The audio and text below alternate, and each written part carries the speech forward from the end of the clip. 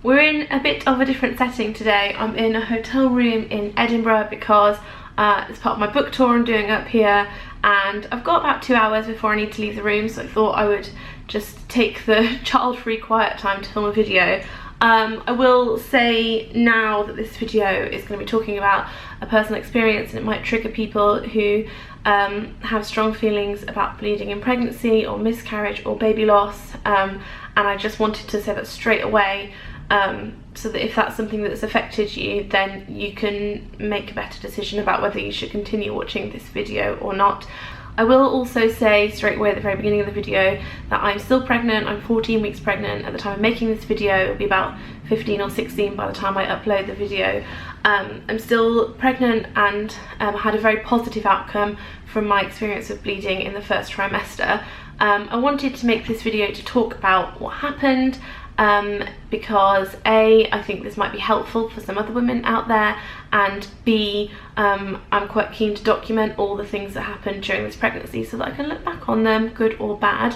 If I look down a lot, it's because I've made notes, because I don't want to waffle on too long, but there's quite a lot to say. So basically, as you might have gathered from the title of this video, I experienced a bleed or some bleeding whilst I was pregnant. I was 11 weeks pregnant, and it was on a Friday morning. And this video, by the way, I'm just going to be quite open about things. It's going to be a lot of information. I'm not going to say TMI because I don't think we should be ashamed about like the biological nature of our bodies, but some of you might be like, wow, this is quite a lot of information you're sharing. So like, yes, it is. On the Friday morning, I went, Liam had gone to work. I didn't have Darcy because she was with her dad that morning, and I went to the loo just as you normally would. And then when I went to use some tissue, I noticed that the tissue was completely covered in blood, and obviously that shocked me because it wasn't what I was expecting. Obviously you don't expect to bleed whilst you're pregnant, and immediately my mind went to the worst place, and I immediately thought, I'm having a miscarriage, I'm going to lose the baby, this is the beginning of the end. I put the tissue to one side. I have a little sideboard in my bathroom, so I put it to one side, and I got my hospital notes. So when you're pregnant in the UK, you get this like A4 green booklet. I got my green notes, and I looked at the sticker on the front, and it said if there's an emergency after 20 weeks to call a number. And I was like, well, I'm not 20 weeks, I'm 11, so I don't know what to do. So my midwife's mobile number was on the front, and I gave that number a call even though it was really early in the morning, and my midwife Julia answered, and I was like, hi Julia, I'm sorry to call you on a day I'm not coming to see you, I'm bleeding, and just like gabbled on at her. And she tried to get me to remain calm, but I just wasn't staying calm. I was just like completely, like, I wasn't even thinking anything straight apart from, I'm having a miscarriage, I'm losing my baby's going, I'm like all this hope that I had for it was going. I just felt like everything was slipping away, and it was horrible. And she said that she was going to ring the hospital, the NHS hospital, and get them to book me in for a scan, an emergency scan. And I said, can you come round? And she said yes, although realistically I don't know what I expected that she would do once she was round, because if the worst is happening, I don't know if you can even stop that. I don't know a whole lot about it, thankfully. But then before I rang her, I rang Liam, and he picked up straight away, which is good because sometimes he doesn't when he's at work. And I just said, I need you to come home, I'm bleeding. I was crying. He was like, right, okay. We didn't even talk about it. He just hung up, and I knew that he was coming straight home. Then I rang Julia. Then by the time I'd finished with the midwife, Liam had come home. I knew he was panicked because he came upstairs with his shoes on, and I'm like a shoes off on my cream carpets kind of a gal. But he came up, and he was facially and like vocally calm, but I knew he wasn't calm. At this point I was laying on my bed because the midwife said, just lay down. She said, just go back to bed. I was like, I can't go back to bed now, I'm not going to drop off to sleep. But she meant lay down flat, so I did. And then she came, and she was really supportive and said, you know, not all bleeding means it's a miscarriage. Wait till you get to the scan, which she'd booked for about 11 o'clock that day, so in about 3 hours. after the time that she'd come over, and she's like, it's not, you know, you don't know until you get there, try not to worry. That's easier said than done. Let me just check my notes. Yeah, I'm still on point. And I just cried so much, and just sort of like lay silently praying that it wasn't happening, and saying to Liam, what if there's not a heartbeat, and what if we've got to go through this? And I remember asking the midwife, I was like, what would happen if I was losing this? Because my way of coping with things is I have to look at the worst case scenario and like prepare myself for it in my mind, so I know that I can if I can handle the worst, I can handle the rest. So I don't know what the actual medical process is, and she said you would just pass the baby, and that upset me a lot, because like I don't want to just, obviously it would upset you, you don't want that to happen. I won't go into that too much. She left after about 20 minutes, half an hour. We waited till our appointment time, went to the appointment. I sat in the waiting room, and it wasn't the normal waiting room where you go for your scans, like your 12-week and 20-week scan. It was like a sad waiting room for the sad scans.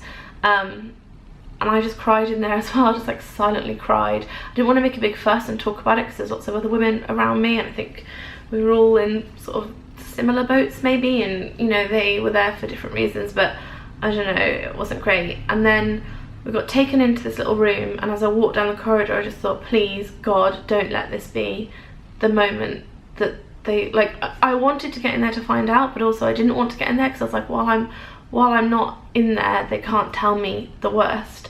So I got in there, and they were like, lay on the bed, and I started crying again. I could just cry at everything. And I kept apologising. I was like, I'm sorry, I'm so emotional. And they were like, no. I mean, it's completely understandable, don't worry. And she did a scan, and before she even got the jelly on, I said, if you see a heartbeat, tell me straight away. And she was like, I will, of course. So she did it, and immediately she said, I can see a little heartbeat. There's your baby kicking and moving, and I can see the baby like rolling around, and I feel like I'm gonna cry again now. And then I cried more, but like different tears. I was just so relieved that the worst thing that I had been like acutely focusing on for 4 hours wasn't what was happening, and I was like said a silent thank you in my head. And then she said she could see an area, a dark area on my like scan that wasn't where the baby is, it was just like up here. I forgot to mention, after the midwife left, in between the midwife leaving and me having to go to the hospital, I Skyped my friend Marie, and she told me, I've got it written down, that she had had a subchorionic hemorrhage in one of her pregnancies, and that is where an area of, do you know, Google this because I don't fully know, an area around the sac where the baby is bleeds. I don't know why or how, and that blood has to come out, but it's not affecting the baby. So when I have come home and googled that and looked at the pictures of scans of that, that's exactly what my scan looked like. They didn't give me a picture or anything. It wasn't like one of those special ones where you go and get a picture and it's all lovely. It really was just like, go in, check the baby's okay, and then let the next lady go in. So they didn't actually give me like a title for what it was. The thing that they called, so I left that little room. There was one lady in there with me doing the scan, and then two ladies behind a curtain writing notes, but she was talking to them, and I really appreciated that curtain because I thought, I'm so distressed, I don't want so many people looking at me. Anyway, then we sat back in the waiting room, and I was just so like happy that this had that the baby was okay. And then we went through to see a senior nurse who she called it a threatened miscarriage, and then gave me like a leaflet about like, if you start heavy bleeding over the weekend, if there are clots, if there is tissue, yada yada, then come back. And so threatened miscarriage is the term I've been given, but from my like doctor googling, and I'm not a doctor obviously, I think that that's what it was, a subchorionic hemorrhage. For the rest of the weekend, there was some light bleeding, but it was brown, light, and not like that first one, which was just like a second day of period on a tissue. I was like, what? Not what I wanted to see. And then fortunately on the Monday I had a scan booked anyway for my NHS 12-week scan, So I went to that, and when they checked, baby was still fine, all fine and well, and the site where there had been the bleed had completely healed up and gone. So thankfully since then, and touch wood, there's been no further bleeding, which I'm really grateful for. And I wish I had known that not all bleeding in pregnancy is the worst. Obviously, so sadly, sometimes it will be. But I thought any bleeding, that's it, that's the worst, and just a horrific thing. I don't know how women cope with it, I really don't, it's horrific. Because this is such a sensitive video, not for me, because I'm fortunate and everything's okay, touch wood, at this point everything's fine. I'm going to turn the comments off. I thought about saying, oh, be respectful, because I know everyone will, or like moderating them. But I think that people will be inclined to share very personal stories, and it's not those I'm worried about, it's about the people that might not be ready to read those personal stories, or I don't know. I think it's such a delicate topic that I'm just going to turn the comments off, if that's okay. So I don't mean anything like negative or bad by it, I'm just sort of think it'd be for the best. But do feel free to tweet me if you want to talk about this, or where else you can comment on, like Facebook or something like that. Yeah, so that's my story. Really hoping that that is the last time I have to make a video like this, and that doesn't happen again, and that everything runs really smoothly. I haven't seen my midwife since then. I've got an appointment with her next week, just as like a general appointment. I did text her to say like everything turned out okay, and she was like, oh great. So I'm sure that we will talk about that then. But I feel well, I feel good, and yeah, thank goodness. I won't talk about it any further, but sending big loves out of there to all of you who are pregnant as well.